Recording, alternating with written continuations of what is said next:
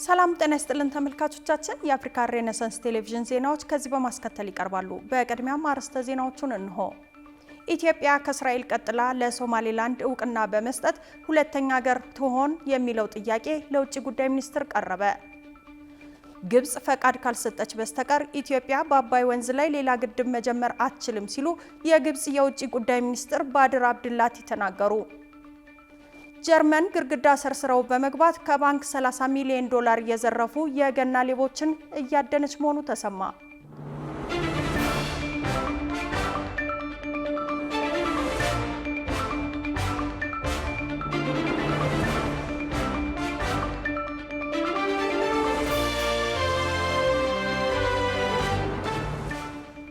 ተመልካቾቻችን በያላችሁበት የዓለም ጥግ ሰላምታችን ይድረስ። ይህ የአፍሪካ ሬኔሳንስ ቴሌቪዥን የዜና ሰዓት ነው። የተመራረጡ ዜናዎቻችንን ወደ እናንተ እናደርሳለን። አብራችሁ እንድትሆኑ የምጋብዛችሁ ሜሮን ዋለልኝ ነኝ። ኢትዮጵያ ከእስራኤል ቀጥላ ለሶማሌላንድ እውቅና በመስጠት ሁለተኛ ሀገር ትሆን የሚለው ጥያቄ ለውጭ ጉዳይ ሚኒስትር ቀረበ። የውጭ ጉዳይ ሚኒስትር ጌዲዮን ጢሞቴዎስ ኢትዮጵያ የባህር በር የማግኘት ብሎም ከቀይ ባህር ጋር ያላት ግንኙነትና ትስስር የረጅም ጊዜ ጥቅምና ትልምን ታሳቢ ያደረገ ስትራቴጂ ነው ብለዋል። ብዙነህ እንዳለ ዝርዝር አለው። የሕዝብ ተወካዮች ምክር ቤት ባደረገው መደበኛ ጉባኤ የውጭ ጉዳይ ሚኒስትር የስራ ኃላፊዎች ከምክር ቤቱ አባላት ለቀረበላቸው ጥያቄ ምላሽ ሰጥተዋል። በምክር ቤቱ በርካታ ጥያቄዎች የተነሱ ሲሆን አብዛኛው ከባህር በርና ከቀይ ባህር ጋር ተያይዞ የተነሱ ጥያቄዎች ነበሩ። የምክር ቤት አባሉ ዶክተር አበባው ደሳለው ኢትዮጵያ የባህር በር እንድታገኝ ከሶማሌላንድ ጋር የተዋዋለቻቸው ስምምነቶች ሳይተገበሩ ሀገሪቱ የባህር በር ሳታገኝ በሚዲያ ብቻ እየተወራ የሚኖረው እስከ መቼ ነው የሚል ጥያቄን ያቀረቡ ሲሆን ኢትዮጵያ ከእስራኤል ቀጥላ ለሶማሌላንድ እውቅና በመስጠትም ሁለተኛው ሀገር ትሆን ይሆን የሚል ጥያቄን ለሚኒስትሩ አቅርበዋል። የምክር ቤት አባሉ በፈረንጆቹ 2024 ጠቅላይ ሚኒስትር አብይ አህመድ እና በሶማሌላንዱ የወቅቱ ፕሬዝዳንት ሙሴ ቤሂ መካከል የመግባቢያ ስምምነት መፈረሙን አስታውሰዋል። ነገር ግን የባህር በር ማግኘታችንን ሳይነገረን እኛም ለሶማሌላንድ እውቅና ሳንሰጥ እስራኤል ለመጀመሪያ ጊዜ የሀገርነት እውቅናን ሰጥታለች። ኢትዮጵያ እውቅና በመስጠት ሁለተኛዋ ሀገር ትሆን ይሆን ሲሉም ጠይቀዋል።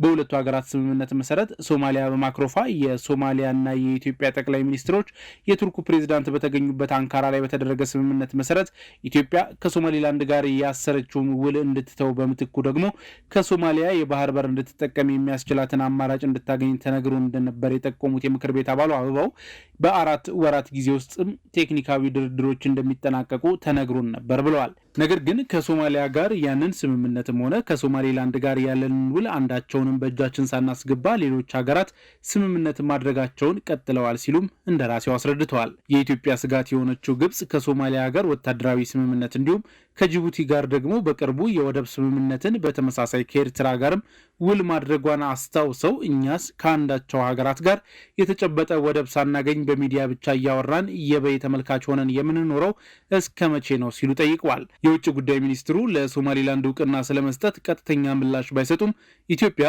ከቀይ ባህር ጋር ያላት ግንኙነትና ትስስር ስትራቴጂካዊ የሆነ የረጅም ጊዜ ጥቅማችንን ታሳቢ ያደረገ ነው ብለዋል። ለ3 አስርት ዓመታት የነበርንበትን ሁኔታ ታውቃላችሁ ያሉት ሚኒስትሩ ይህንን ለመቀልበስ እንዲሁም ለመስተካከል የረጅም ጊዜ እይታ ያስፈልጋል ሲሉ መልሰዋል። ይሄ ጉዳይ የሩብ ዓመት ግብ ሳይሆን ስትራቴጂክ የሆነ ከትውልድ ትውልድ የሚሸጋገር የሀገር ግብ ነው ያሉት ሚኒስትሩ በዚህ ዙሪያ የተጀመሩ ስራዎችም ተጠናክረው ቀጥለዋል ብለዋል። የኢትዮጵያ አቋምና ፍላጎትን ለማስረዳት በተለያዩ መድረኮች ጠቅላይ ሚኒስትሩን ጨምሮ ጥረት እያደረጉ መሆናቸውንም ሚኒስትር ጌዲዮን ተናግረዋል። ኢትዮጵያ አሁን ከጎረቤት ሀገራት ጋር ያላት ግንኙነት ምን መሳይ ነው የሚል ጥያቄም ከእንደራሴዎች ቀርቦላቸዋል። ኢትዮጵያ ከጎረቤት ሀገራት ጋር ያላት ግንኙነት መልካም የሚባል ቢሆንም በቀጠናው ባሉ ሀገራት ያለው የእርስ በርስ ግጭት ግን በግንኙነቶች ላይ አሉታዊ ተጽዕኖ ማሳደሩን የውጭ ጉዳይ ሚኒስትሩ ተናግረዋል። ከአብዛኛዎቹ ጎረቤቶቻችን ጋር ያለን ግንኙነት ጠቅለል ባለመልኩ መልካም የሚባል ነው ያሉት ሚኒስትሩ በአብዛኞቹ ጉዳዮች ላይ ተግባብተን በጋራ የምንሰራ ነው ሲሉ መልሰዋል። ይህ እንደተጠበቀ ሆኖ በቀጠናችን ያሉ ግጭቶች በአንዳንድ ሀገሮች ውስጥም ያሉ የእርስ በርስ ግጭቶች በቀጠናው ሰላምና መረጋጋት ላይ በአጠቃላይም ከኛ ጋር ብቻ ሳይሆን በቀጠናው ባሉ ሀገራት እርስ በርስ ግንኙነት ላይ የሚያጠላው ጥላ አለ ብለዋል። ከግጭቶቹ በተጨማሪ አሉታዊ ተጽዕኖ የሚያሳድረው በቀጠናው ሀያላንና መካከለኛ ሀገሮች ከጊዜ ወደ ጊዜ ጥቅማችንን ለማስጠበቅ አይናቸውን እየጣሉበት የሚሻኮቱበትም መሆኑ ሌላው ጉዳይ ነው ሲሉ ዶክተር ጌዲዮን ጢሞቴዎስ አስረድተዋል። በዚህ ምክንያት ቀጠናው ላይ የሚመጣ ጫናና ተጽዕኖ አለ ብለዋል የውጭ ጉዳይ ሚኒስትሩ። እነዚህ ጫናዎች ቢኖሩም ግን ኢትዮጵያ ከጎረቤቶቿ ጋር ያላት ግንኙነት ከሚበዙት ጋር ጥሩ የሚባል ነው ሲሉም አስረድተዋል። ይህን ለማጠናከርም በኤሌክትሪክ በባቡርና በመንገድ መሰረተ ልማት የተጀመሩ ስራዎችም ይቀጥላሉ ብለዋል። የውጭ ጉዳይ ሚኒስትር ጌዲዮን ጢሞቴዎስ በግንኙነቶች መካከል አልፎ አልፎ የሚያጋጥሙ ችግሮች ቢኖሩም ተቀራርቦ በመነጋገርና በመወያየት መልካም የሆኑ ግንኙነቶችን አጠናክረን እንቀጥላለን ብለዋል። ግብጽ ፈቃድ ካልሰጠች በስተቀር ኢትዮጵያ በአባይ ወንዝ ላይ ሌላ ግድብ መጀመር አትችልም ሲሉ የግብጽ የውጭ ጉዳይ ሚኒስትር ባድር አብድላቲ ተናገሩ። አብድላቲ ይህንን የሚሉት ግብጽ 2 ትልልቅ ግድቦችንና 7 ትንንሽና የተለያዩ አገልግሎት የሚውሉ ግድቦች በአባይ ወንዝ ላይ በገነባችበት ሁኔታ ነው። ጽዮን ላይኩን የዚህን ዜና ዝርዝር ይዛለች።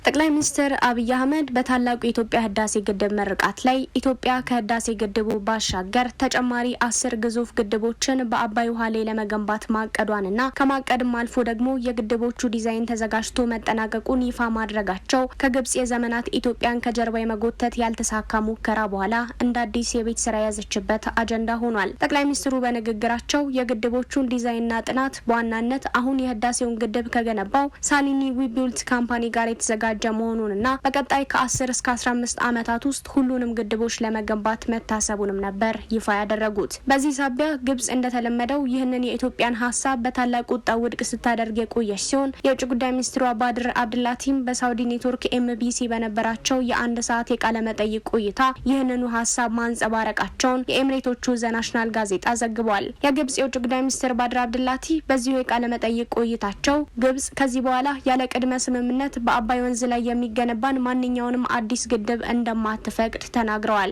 ሚኒስትሩ ግድቦቹ ያለ ግብጽ ፈቃድ ሊገነቡ የሚሞክሩ ከሆነ ከግብጽ በኩል ጠንካራ ህጋዊና የተባበሩት መንግስታትን ድርጅት ቻርተር የተከተለ ምላሽ እንደሚገጥመው ሲያስጠነቅቁም ተደምጠዋል። ባድር አብድላቲ ይህንን የሚሉት ግን ግብጽ በፈረንጆቹ 1902 በእንግሊዞች ከተገነባው የዝቅተኛው የአስዋን ግድብ ጀምሮ እስካሁን ድረስ 2 ትልልቅ ግድቦችንና 7 ለተለያዩ አገልግሎት የሚውሉ ትንንሽ ግድቦችን በአባይ ወንዝ ላይ በገነባችበት ሁኔታ ነው። እነዚህን ግድቦች በዝርዝር ለመመልከት ያህል እንደ አውሮፓውያን አቆጣጠር በ1902 በእንግሊዞች የተገነባውና ከትልቁ የአስዋን ግድብ ዝቅ ብሎ የሚገኘው አስዋን ሎው ዳም ብለው የሚጠሩ ግድብ የመጀመሪያው የአባይ ወንዝ ተቆጣጣሪ የነበረ ሲሆን ዛሬም ድረስ አነስተኛ መጠን ያለው የውሃ ኤሌክትሪክ ኃይል ለማመንጨት ያገለግላታል። እንዲሁም ትልቁ የአስዋን ግድብ ግብጽ በፈረንጆቹ 1970 የገነባቸው ሲሆን የናስር ሐይቅን የፈጠረ ዓመታዊውን የጎርፍ መጥለቅለቅ ሙሉ በሙሉ ለመቆጣጠር ውሃ ለብዙ ዓመታት ጥቅም ላይ እንዲውል ለማከማቸትና በግምት በ2100 ሜጋዋት የኤሌክትሪክ ኃይል ለማመንጨት የምትገለገልበት ነው። ከነዚህ በተጨማሪ 7 ትንንሽ ግድቦችን በተለያዩ የወንዙ አቅጣጫዎች የገነባችው ግብጽ እነዚህ ግድቦችንም ለተለያዩ አገልግሎቶች በስፋት ትጠቀማቸዋለች። ግብጽ በተጨማሪም ከድንበሯ ውጪ በ1937 በሱዳን የገነባችው የጀበል አውሊያ ግድብን በባለቤትነት ስታስተዳድር የቆየች ሲሆን በተለይም በድርቅ ወቅት ለግብጽ የውሃ ማከማቸት አገልግሎት የሚሰጥ ነበር። ታዲያ ግብጽ እነዚህን ሁሉ በአባይ ላይ የተሰሩ መሰረተ ልማቶችን ይዛ ኢትዮጵያ አንድ ግድብ ለመገንባት ያደረገችውን ጥረት ስታደናቅፍ የቆየች ሲሆን የኢትዮጵያ ግድብ ተጠናቆና ተመርቆ ሲያበቃ በተመሳሳይ ኢትዮጵያ በቀጣይ ሰራቸዋል ያለቻቸውን ግድቦች ለማደናቀፍ ተመሳሳይ እርምጃዎችን መከተል ጀምራለች። ይሁንና ኢትዮጵያ በቀጣይ ከ10 እስከ 15 ዓመታት ባሉት ጊዜያት ውስጥ ሁሉንም ግድቦች ለመገንባት የግድቦቹን ዲዛይን ማጠናቀቋን ጠቅላይ ሚኒስትር አብይ አህመድ መናገራቸው የሚታወስ ነው። ጀርመን ግድግዳ ሰርስረው በመግባት ከባንክ 30 ሚሊዮን ዶላር የዘረፉ የገና ሌቦችን እያደነች መሆኑ ተሰማ። በሌላ ዜና የተባበሩት አረብ ኤሚሬትስ ከሳውዲ አረቢያ ጋር የገባችው ውጥረት እየጨመረ መምጣቱን ተከትሎ ጦሯ የመንን ለቆ እንደሚወጣ ማስታወቋን ኤኤፍፒ ዘግቧል። የውጭ ትንታኔና ዓለም አቀፍ ጉዳዮች ዘጋቢያችን ቃል ኪዳን ይጥና ጉዳዩን እንዲህ በዝርዝር ተመልክቶታል።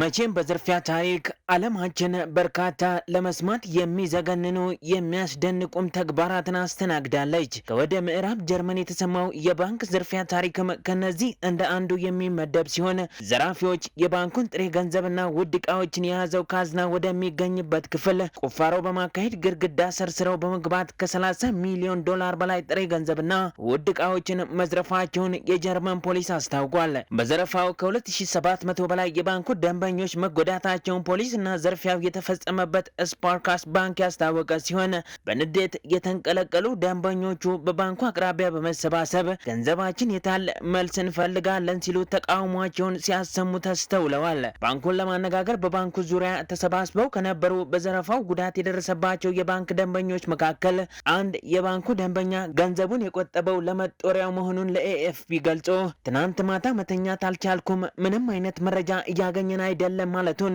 የፈረንሳዩ ዜና አገልግሎት ዘግቧል። በባንኩ ድረገጽ ላይ የተቀመጠ መልእክት ቅርንጫፉ ዝርፊያውን ተከትሎ ዝግ እንደሚሆን የሚጠቁም ሲሆን ባንኩ እንዳለው ከሆነ 95 በመቶ የሚሆኑ የደንበኞች የቁጠባ ሳጥኖች በዘራፊዎቹ በመሰበራቸው በዘረፋው ሰለባ የመሆን እድላቸው በጣም ከፍተኛ ነው። የጀርመን ፖሊስ ቃል አቀባይ ለፈረንሳዩ ዜና አገልግሎት ኤኤፍፒ ሲያብራሩ የስርቆቱን ሂደት የባንክ ዝርፊያ ሲፈጸም ከሚታይበት የሆሊውድ ፊልም ኦሽንስ 11 ጋር አነጻጽረው የገለጹት ሲሆን በጣም ረቂቅና ሙያዊ በሆነ መልኩ እየተፈጸመ ነው ብለዋል።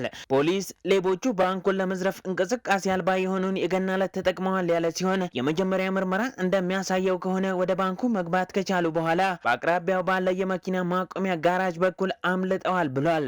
እስካሁን ድረስ ዘረፋውን ከፈጸሙት መካከልም አንድም ሰው አለመያዙን የጀርመን ፖሊስ ጨምሮ የገለጸ ሲሆን የገና ሌቦች የሚል ስያሜ የተሰጣቸው ወንጀለኞቹ በእግር በፈረስ እየታደኑ መሆኑም ነው የተሰማው። Black plumes of smoke over the port of Mukalla in southern Yemen on Tuesday. በሌላ ዜና የተባበሩት አረብ ኤምሬቶች ከሳውዲ አረቢያ ጋር የገባችበት ውጥረት እየጨመረ መምጣቱን ተከትሎ ጦሯ የመንን ለቆ እንደሚወጣ ማስታወቋን ኤኤፍፒ ዘግቧል። ተፋላሚ ኃይላትና ደጋፊዎቻቸው የሚወስዷቸው እርምጃዎች ለደሃይቱ አረባዊት ሀገር ሰላም የሚኖረው ተስፋና ጥቅም በሚነገር በሚተነተንበት መሃል ሰሞኑን የተሰማው የሪያድና አቡዳቢ ሽኩቻ ለመካከለኛው ምስራቅ እስካሁን በሚያውቀው እልቂት ጥፋት ላይ ተጨማሪ ጥፋት የሚያቀጣጥል የስጋት አውሎ ንፋስ ሲዘራበት ሰንብቷል። ፕሬዝዳንታዊ ምክር ቤት የተባበሩት አረብ ኤምሬቶች ሰራዊቷን በ24 ሰዓታት ውስጥ እንድታስወጣ ያቀረበውንና ሳውዲ አረቢያ የደገፈችውን ውሳኔ ለመፈጸም በየመን የቀራትን ኃይል እንደምታስወጣ የተባበሩት አረብ ኤምሬቶች ያስታወቀች ሲሆን እንደ ኤኤፍፒ ዘገባ ኤማራቲ ይህን ያለችው በሳውዲ የሚመራው ጥምር ጦር በምትደግፈው ተገንጣይ ቡድን የመሳሪያ ጭነት ላይ ሙካላ በተባለ ወደብ የቦምብ ጥቃት ከፈጸመ ከሰዓታት በኋላ ነው። ሁለቱ የቀጠናው ሀያላን ሳውዲና የተባበሩት አረብ ኤምሬቶች 10 ዓመታትን ለተሻገረ ጊዜ የመን ውስጥ በኢራን የሚደገፉ የሁቲ አማጽያንን ተባብረው ሲዋጉ አጋር ሆነው ቢዘልቁም ይሁን እንጂ ሀገራቱ በሚደግፏቸው የየመን ተፎካካሪ ቡድኖች ምክንያት ልዩነታቸው እየሰፋ ከመምጣቱም በላይ ወትሮም ወዳጅነታቸው የሚኩራሩበት አይነት አልነበረም ይባላል። በተለይም ሁለቱ ሀገራት በበርካታ ጉዳዮች ላይ ተቀራርበው ቢሰሩም በቀጠናው ፖለቲካዊና ኢኮኖሚያዊ ጉዳዮች ላይ ሁነኛ ተፎካካሪዎች መሆናቸው ለዚህ እንደ አንድ ምክንያት የሚጠቀስ ነው። የሆነ ሆኖ የተባበሩት አረብ ኤሚሬቶች ጦሬን ከየመን አስወጣለሁ ማለቷ አይንን ሳያሹ የሚቀበሉት አማራጭ የሌለው ምርጫ መሆኑን በርካቶች እየገለጹ ሲሆን ጉዳዩን በቅርበት የሚከታተሉ ተንታኞችም እርምጃውን አወድሰው ምናልባት ግን አቡዳቢ አንድም የጎበዝ መውጫ እየፈለገች ሁለትም ለአዲስ ስልትና አሰላለፍ እያደባች ስላለመሆኗ ማረጋገጫ ዋስትና የለንም ሲሉ እየተደመጡ ነው። ያም ተባለ ይህ ግን የሰነአ ሪያድ አቡዳቢ አደም ባላንጦች ከተጨማሪ ውጊያ ይልቅ ለሰላም የተዘጋጁ መምሰላቸው በራሱ አጋዳዮቿ የሚለኩሱባት ጦርነት አጠፋት ሲባልላት አመዷን አራግፋ ከስልጣኔ ቅሪቷ ጋር ብቅ ለምትለው የመንም ሆነ ለገዛ ህዝባቸው ህይወት የሚፈይደው ብዙ ነው። ህወሓት ተፈናቃዮችን ለፖለቲካ መጠቀሚያ እየዋለ ነው መባሉን ውድቅ ማድረጉ ተገለጸ። ህዝባዊ ወያነ ሓርነት ትግራይ የትግራይን ህዝብ ለፖለቲካ መጠቀሚያነት እያዋለና በረሃብ እየቀጣ ይገኛል በሚል በብሔራዊ የአደጋ ስጋት ስራ አመራር ኮሚሽን የቀረበበትን ወቀሳ እንደማይቀበል አስታውቋል። ሩሃ ግርማ ተጨማሪ አላት። ህዝባዊ ወያነ ሓርነት ትግራይ የትግራይን ህዝብ ለፖለቲካ መጠቀሚያነት እያዋለና በረሃብ እየቀጣ ይገኛል በሚል በብሔራዊ የአደጋ ስጋት ስራ አመራር ኮሚሽን የቀረበበትን ወቀሳ እንደማይቀበልና የፕሪቶሪያው የሰላም ስምምነት ከተፈረመ በኋላ ቢሆን በትግራይ በዝምታ ውስጥ የሚፈጸም ዘር ማጥፋት ቀጥሏል ሲል ገልጿል። ኮሚሽኑ ህወሓት መሰረታዊ ፍላጎቶችንና የሰብአዊ ቀውሶችን ለፖለቲካ ዓላማዎች እያዋለ ነው በማለት ከሶ ይህም ተግባር ለረጅም ጊዜ ሲተገበር የቆየ ልማድ መሆኑን ገልጿል። ኮሚሽኑ አክሎም ህወሓት ለተፈናቃዮች ተብሎ የተላከን እርዳታ የዓለምን ትኩረት ለመሳብ ለሚሰራው ድራማዊ ፕሮፓጋንዳ እየተጠቀመበት መሆኑንም አስታውቋል። በጉዳዩ ላይ የህወሓት ጽህፈት ቤት በሰጠው ምላሽ ክሶቹን ነጭ ውሸት ሲል ውድቅ በማድረግ ከፕሪቶሪያው ስምምነት በፊትም ሆነ በኋላ የንጹሃንን ደህንነት የአጀንዳው ዋና ጉዳይ መሆኑን ገልጿል። በጦርነቱ ምክንያት ህዝባችን ከቤቱ ተፈናቅሎ በተለያዩ አካባቢዎች ተበታትኖ ይገኛል፣ አሁንም ድረስ በስቃይ ውስጥ ነው ሲል ጽህፈት ቤቱ አስታውቋል። በተለይ በ146 የስደተኞች ካምፖች ውስጥ ያሉ ሰዎች ለረሃብ፣ ለበሽታና ለስነ ልቦና ጉዳት ተዳርገዋል ብሏል። የፓርቲው ጽህፈት ቤት አክሎም ድርጅቱ እነዚህን ጉዳዮች ለዓለም አቀፍ ድርጅቶች፣ ለህዝብና ለሚመለከታቸው ባለድርሻ አካላት በተከታታይ ሲያስተላልፍ መቆየቱን ጠቅሷል። ፓርቲው አክሎም የፌዴራል መንግስት የሚያሳየው የብልጽግናና የመረጋጋት ሁኔታ በትግራይ ውስጥ የዜጎችን እውነታ የሚያሳይ አይደለም ብሏል። ጽህፈት ቤቱ ምንም እንኳን ግጭቶች በአብዛኛው ቢረግቡም አስከፊ ሁኔታዎች ግን አሁንም መቀጠላቸውን ገልጿል። ከመንግስት የአሰራር ስርዓት ውጪ የሚቀርብ ማንኛውም ሰብአዊ እርዳታ ተቀባይነት የሌለውና በህግ የሚያስቀጣ ነው በማለት ብሔራዊ አደጋ ስጋትና አመራር ኮሚሽን በሰጠው ማስጠንቀቂያ ምላሽ የሰጠው ጽህፈት ቤቱ እንዲህ ያሉ እርምጃዎች የዘር ማጥፋት ፍላጎትን የሚያንጸባርቁ ናቸው ያለ ሲሆን የሰብአዊ ድጋፍን መገደብ ህዝብን ለማጥፋት እንደመሞከር ይቆጠራል ሲል ሞግቷል። ይህ ክስተት የመጣው በትግራይ ክልል ህጻጽ መጠለያ ጣቢያ በሚገኙ በርካታ ተፈናቃዮች እየተባባሰ በመጣ የረሃብ ቀውስ ውስጥ እንደሚገኙ መገለጹን ተከትሎ ነው። በከፋ የምግብ እጥረትና በውስን የህክምና አገልግሎት ምክንያት ሞት እየተመዘገበ መሆኑንና በርካታ ሰዎች በአስከፊ ሁኔታ ላይ እንደሚገኙ ዘገባዎች ያመላክታሉ። የክልሉ መገናኛ ብዙሃን ባወጡት መረጃ መሰረት ከሐምሌ 2017 ዓ.ም ጀምሮ በምግብ እጥረት ምክንያት ቢያንስ 50 ተፈናቃዮች ህይወታቸው አልፏል። ወደ 1700 የሚጠጉ ሰዎች ደግሞ ለተመሳሳይ አደጋ ተጋልጠዋል። አረጋውያን፣ ሴቶችና ህጻናት ዋነኛ ተጎጂ ሲሆኑ ነዋሪዎች ለቀናት የሚበሉት በማጣታቸው ምክንያት ተዳክመው እንደሚወድቁም ተገልጿል። ክቡራትና ክቡራን ተመልካቾቻችን አሁንም የአፍሪካ ሬኔሳንስ ቴሌቪዥን ዜናዎች እንደቀጠሉ ናቸው። ወደ ቀጣዮቹ ጉዳዮቻችን ከመሻገራችን በፊት ይፋዊ የማህበራዊ ገጾቻችንን ልናስታውሳችሁ ወደድን። በቴሌቪዥን ስርጭት ያለፏችሁን ፕሮግራሞቻችንን ከ1.8 ሚሊዮን በላይ ሰብስክራይበሮች ባሉት አርትስ ቲቪ ወርልድ የዩቲዩብ ገጻችን በኩል ልትከታተሉ ትችላላችሁ። በተጨማሪም በርካታ ተከታዮችን ባፈራንባቸው በፌስቡክ፣ በቀድሞ ትዊተርና በአሁኑ ኤክስ እንዲሁም በቲክቶክና ኢንስታግራም ገጾቻችን በኩል ቤተሰብ መሆን ትችላላችሁ። ከቆይታ በኋላ የ12ኛ ሳምንት የኢትዮጵያ ፕሪሚየር ሊግ ጨዋታዎች አርሲ ነገሌ ድሬዳዋ ከተማን ሲያሸንፍ ሲዳማ ቡናም በአሸናፊነት ወደ ሊጉ መሪነት መመለሱን ጨምሮ የተመራረጡ ስፖርታዊ መረጃዎችን ወደ እናንተ እናደርሳለን። ይጠብቁን። በኢትዮጵያ የወባ ስርጭት በ4 ዓመት ውስጥ በ6 እጥፍ ሲያሻቅብ የሟቾች ቁጥርን በእጥፍ መጨመሩ ተገለጸ። ይህ አሃዝ ኢትዮጵያ በዓለም የወባ ስርጭት ካለባቸው 5 ሀገራት ተርታ አሰልፏታል ተብሏል። ጌታውን አበበ ተጨማሪ ያለው። ባለፉት 4 ዓመታት በኢትዮጵያ ያለው የወባ በሽታ ስርጭት ባልተጠበቀ ሁኔታ በከፍተኛ ደረጃ መጨመሩን የፓን አፍሪካ የወባ ትንኝ መቆጣጠሪያ ማህበር አስታውቋል። እንደ ማህበሩ ገለጻ እንደ አውሮፓውያን አቆጣጠር በ2021 በሀገሪቱ 1.3 ሚሊዮን የነበረው የወባ ታማሚዎች ቁጥር በ2024 ወደ 7.3 ሚሊዮን በማለፍ አስደንጋጭ ጭማሪ አሳይቷል። መረጃው የበሽታውን ስርጭት በአጭር ጊዜ ውስጥ በ6 እጥፍ ማሳደጉን ያሳያል የተባለ ሲሆን ይህም ኢትዮጵያ በዓለም አቀፍ ደረጃ ከፍተኛ የወባ ስርጭት ካለባቸው 5 ቀዳሚ ሀገራት ተርታ እንድትሰለፍ አድርጓታል ተብሏል። ፓን አፍሪካ የወባ ትንኝ መቆጣጠሪያ ማህበር ፕሬዝዳንት ፕሮፌሰር ድልነሳ የኋላው የወባ በሽታ ስርጭት ከዓመታት በፊት ቀንሶ የነበረ ቢሆንም ባለፉት 4 እና 5 ዓመታት በከፍተኛ ፍጥነት ተስፋፍቷል ብለዋል። በአውሮፓውያኑ አቆጣጠር ከ20 ጀምሮ በዓለም አቀፍ ደረጃ የታማሚዎች ቁጥር እየጨመረ መምጣቱን የጠቆሙት ፕሮፌሰሩ በ2024 ብቻ በዓለም ዙሪያ 263 ሚሊዮን ሰዎች በበሽታው መያያዛቸውን ለአሃዱ ተናግረዋል። ፕሮፌሰሩ አክለውም በሽታው ያስከተለው ሰብአዊ ቀውስም በዚሁ ልክ እያደገ መጥቷል ያሉ ሲሆን እንደ አውሮፓውያን አቆጣጠር በ2023 በሀገሪቱ በወባ ምክንያት የሞቱ ሰዎች ቁጥር 527 የነበረ ሲሆን በ2024 እስከ ጥቅምት ወር ባለው ጊዜ ውስጥ ብቻ 1157 ሞት መመዝገቡ ተገልጿል። ይህ አሃዝ የሟቾች ቁጥር በአንድ ዓመት ጊዜ ውስጥ በእጥፍ በላይ መጨመሩን ያሳያል ያሉት ፕሮፌሰር ድልነሳው ኢትዮጵያ፣ ፓኪስታን፣ ማዳጋስካር፣ ዲሞክራቲክ ሪፐብሊክ ኮንጎ እና ናይጄሪያ በሽታው በከፍተኛ ሁኔታ እንዲጨምር ካደረጉ 5 ግንባር ቀደም ሀገራት መካከል መሆናቸውን ገልጸዋል። በጥናቱ እንደተጠቀሰው ወባ ከጤና ቀውስ ባለፈ የሀገራትን የምጣኔ ሀብት እድገት በ1.3 በመቶ ዝቅ እንዲል አድርጓል ተብሏል። በተለይ ደግሞ የአየር ንብረት ለውጥ እና አዳዲስ የትንኝ ዝርያዎች መከሰት ለዚህ ስርጭት መጨመር እንደ ምክንያት ቢጠቀሱም በቂ የመከላከል ስራ ባለመሰራቱ አፍሪካ በየዓመቱ $12 ቢሊዮን በበሽታው ምክንያት እንደምታጣ መረጃዎች ያመለክታሉ። የአፍሪካ ሀገራትም ለጤና ዘርፉ ከሚመድቡት ወጪ እስከ 40 በመቶ የሚሆነውን ለወባ በሽታ መከላከያና ሕክምና ያወጣሉ የተባለ ሲሆን ለዚህም አሳሳቢ ስርጭት ዳግም ማገርሸት እንደ ዋነኛ ምክንያት የሚጠቀሰው አኖፊለስ ስቴፈንሳይ የተባለ አዲስ የትንኝ ዝርያ በኢትዮጵያ መስፋፋቱ እንደሆነ ተነግሯል። ይህ የትንኝ ዝርያ ቀደም ሲል በገጠር አካባቢዎች ብቻ ይታይ የነበረውን የወባ በሽታ ወደ ከተሞች ጭምር ይዞ መግባቱን የተለያዩ የዓለም ጤና ድርጅቶች ጥናቶች ያሳያሉ። በተለይ ትንኟ ጸረ ተባይ መድኃኒቶችን የመቋቋም አቅሟ ከፍተኛ መሆኑ የመቆጣጠር ስራውን አስቸጋሪ እንዳደረገው ተጠቁሟል።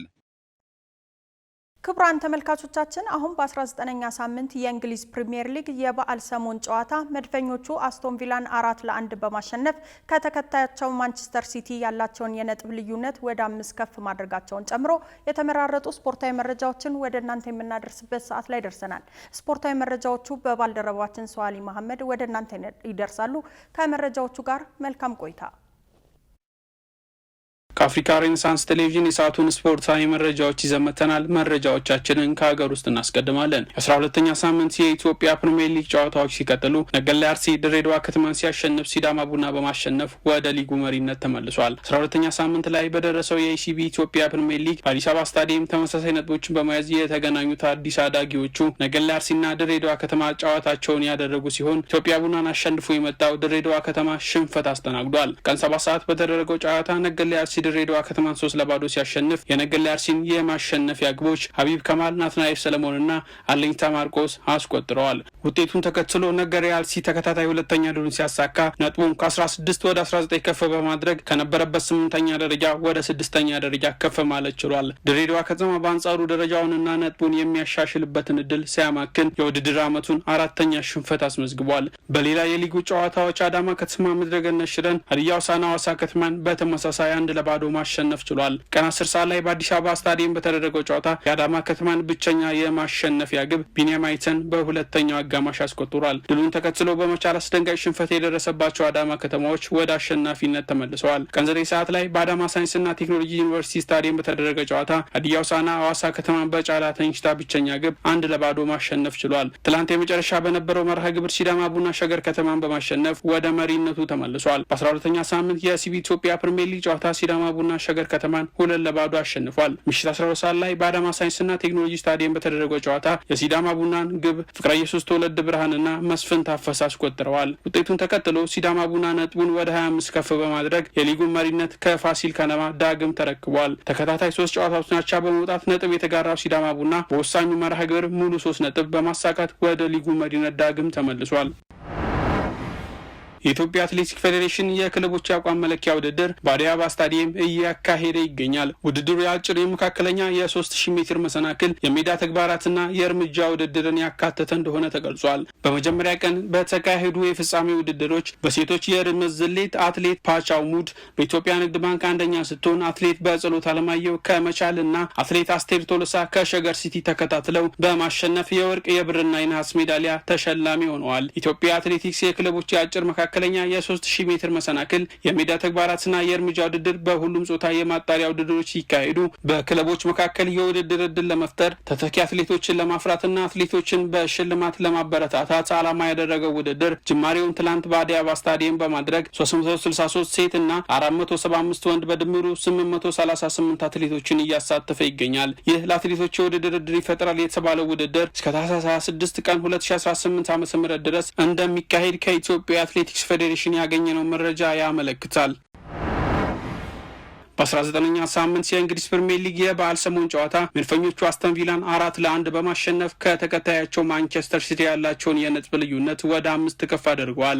በኤምሬትስ ስታዲየም በተደረገው ተጠባቂ ጨዋታ አስተን ቪላን ከ11 ተከታታይ አሸናፊነት በኋላ ጉዞ በሰሜን ለንደኑ ክለብ አርሰናል ተገጥቷል። በፕሪሚየር ሊጉ ሳይጠበቅ ማንቸስተር ሲቲን፣ ማንቸስተር ዩናይትድን፣ ቸልሲን እንዲሁም ከ4 ጨዋታዎች በፊት በቪላ ፓርክ አርሰናልን አሸንፈው በጥሩ አሸናፊነት መንፈስ ኤምሬትስ የደረሱት አስተን ቪላዎች በመድፈኞቹ ፍጹም የበላይነትና እንደነበርና በሰፊ የግብ ልዩነት ተረተው እጅ ሰጥተው ወጥተዋል። ከጉዳት የተመለሰው የመድፈኞቹ የኋላ ደጀን ገብርኤል ማጋሌሽ ቡድኑ ሲደነቅበት የነበረውንና ከገብርኤል ማጋሌሽ መጎዳት በኋላ ተቀዛቅዘው የነበረው በቆመ ኳስ መድፈኞቹን አርሰናልን ቀዳሚ ሲያደርግ ማርቲን ዙቢሜንዲና ሊሳንድሮ ትሮሳርድ እንዲሁም ተቀይሮ የገባው ጋብሪኤል ጄሱስ በመጀመሪያ ኳስ ንክኪው የመድፈኞቹን የማሸነፊያ ግቦች አስቆጥረዋል። ኦሊ ዋትኪንስ የአስተን ቪላን ከሽንፈት ያልታገለች ብቸኛ ግብ በባከነ ሰዓት ከመረብ አሳርፏል። የአርሰናል ወሳኝ ተጫዋች እንግሊዛዊ ዲክላን ራይስ ከጨዋታው በፊት ከስብስብ ውጪ መደረጉን ተከትሎ መድፈኞቹ በሜዳቸው ይፈተናሉ ተብሎ ቢጠበቅም ባለሜዳዎቹ ግን 4 ግቦችን በማስቆጠር የበቀል ዱላ አሳርፈውባቸዋል። ለ11 ወራት በጉዳት ከሜዳ የራቀው ጋብሪኤል ጄሱስ ተቀይሮ ከገባ በኋላ